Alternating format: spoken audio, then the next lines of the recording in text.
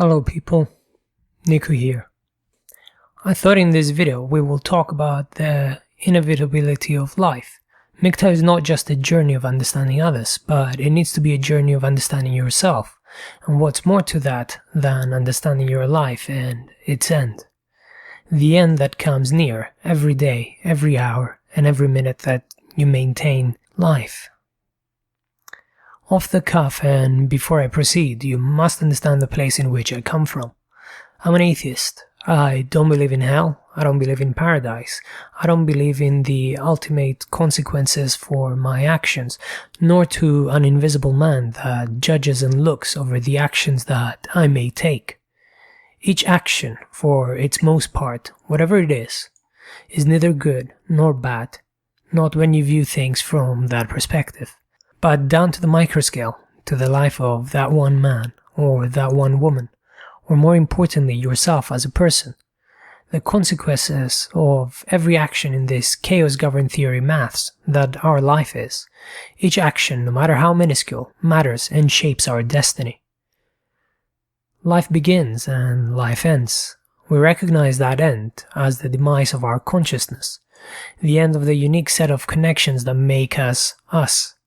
While those connections no longer fire, the heart no longer beats, what was once a knowing and understanding entity results in a lifeless pile of matter, a collection of cells that have no longer any activity, or no longer any activity that promotes the normal function for that body in this homeostatic stable of activities which a body requires to work, a pH of 7.35 to 7.45 for example, an oxygen level of 10 to 13 kilopascals in your bloodstream, a sugar level of about 4 for example. The atoms that make us still exist after that homeostasis is broken down and our blood turns acidotic, it coagulates, and our joints turn rigid, and our face stays still to the last expression it ever did prior to our death.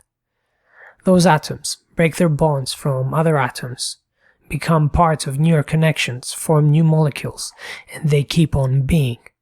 The collective amount of energy inside a dead you and a living you is practically the same.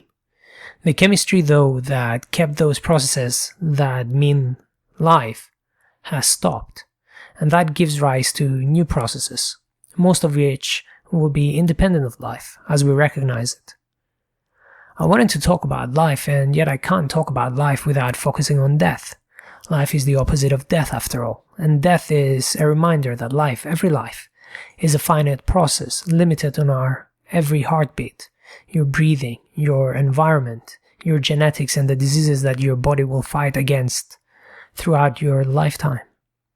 Life is a multi-variable construct, but life is, as long as those processes continue, as long as homeostasis in terms of all those variables remains constant, and on occasion a bit further away from the homeostatic norms. The scientific answer to what life is fairly easy, but on the human scale, in the human mind, what is life? I think, therefore I am. René Descartes first proposed this, and it's a popular idea in terms of philosophy. I'm capable of forming thoughts, therefore I exist, but thoughts and visions are indistinguishable from a dream if you are to remember your dreams. A person with auditory hallucination suffering with schizophrenia, his brain will still register in his auditory cortex, and that again will be indistinguishable from any auditory perception that may be termed as real. What that means is that from the anthropological perspective is that our thoughts, our ability to think is one of the most important aspects in our lives. We understand that our thoughts are us, and without our thoughts, we're no longer us. We're no longer living in a consciousness that is what we term ours.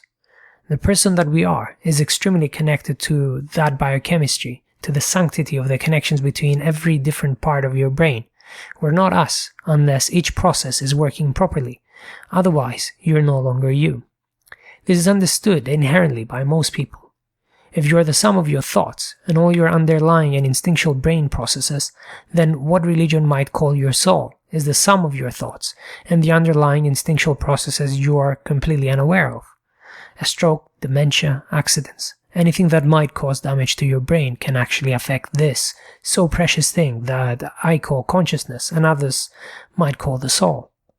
So life, for myself, is when I'm able to maintain an existence with my consciousness or my brain completely uninterrupted. Life as you recognize it, with the images, the pictures, the touch as you personally feel it, the pain as you feel it, is uniquely yours, and it's based on that unique structure we call the brain, your brain. And people would really benefit if they were to understand that.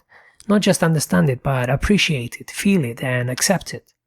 There are different versions of people in your head, and depending on changes on any of the variables, the chemical balance, the available neurotransmitters, the structures in your brain, a different person might wake up.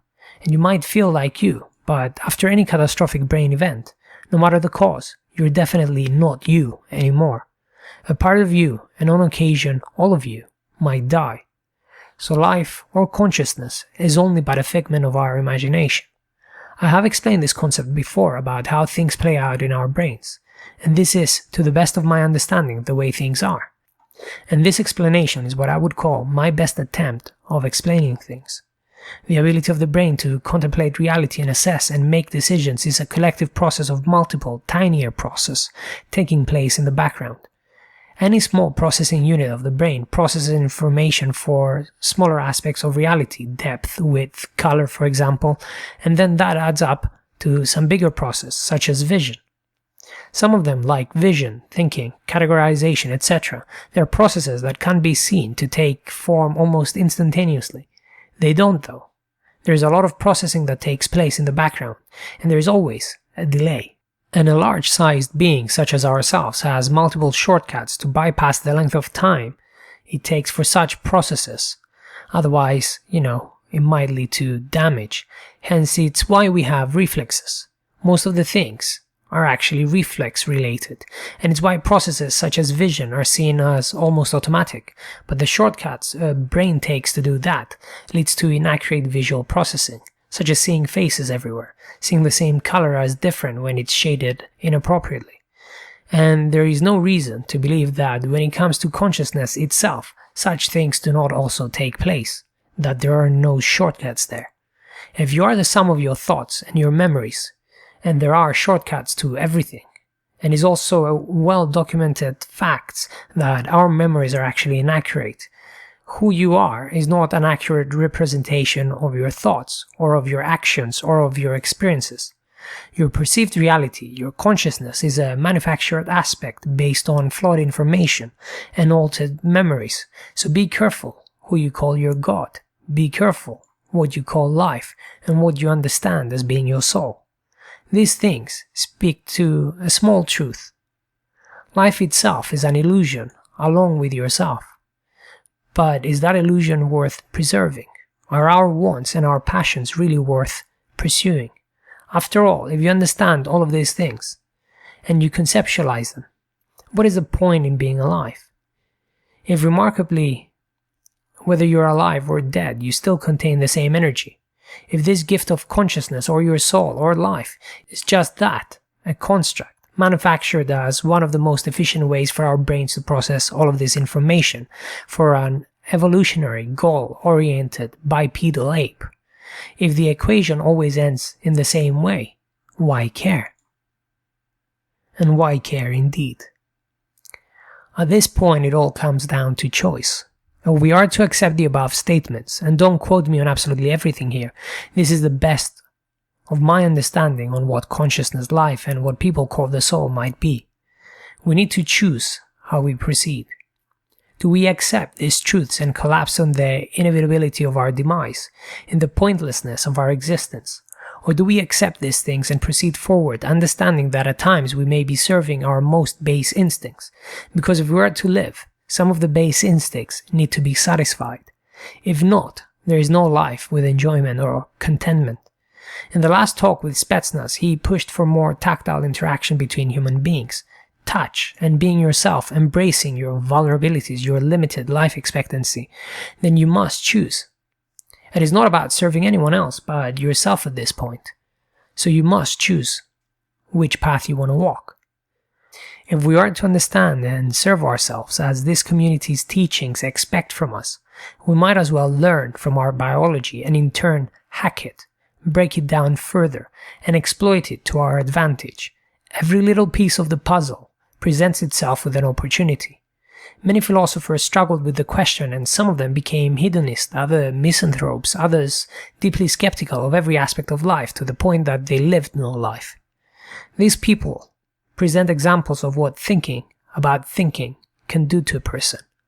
But their lives need not be our lives, and their paths need not be the paths that we walk. I will leave you with this clip from The Mysterious Stranger by Mark Twain as it was animated back then. Life itself is only a vision, a dream. Nothing exists save empty space, and you are but a thought. Thank you for watching, guys. You guys have noticed that I'm doing a lot of hangouts right now. Most of them last about 2 hours, and I have heard your criticisms about the length that they take, but I disagree on the point that it's too long. I, after all, get a lot of value from these hangouts, and it's why I do them and I upload them for yourselves. So check them out. One with Spino on the recent MGTOW coverage in the UK, and the other one with Spetsnaz on, specifically male anger. Both of them are well worth listening and well worth watching. I'm also announcing 2 more hangouts coming up. One with CS MGTOW, who I believe produces some of the most thought-provoking content that exists within the community. And that one will be released tomorrow, and it will be going live tomorrow at around 6 PM GMT. Follow the links for more information. The next one that I'm doing is a hangout with Turd Flinging Monkey as a continuation of my Behind the Mask series. Turd Flinging Monkey sits down and gets personal with me this coming Saturday. Again, the link for the times is in the description below. Stay tuned, guys, and there's lots of content coming up.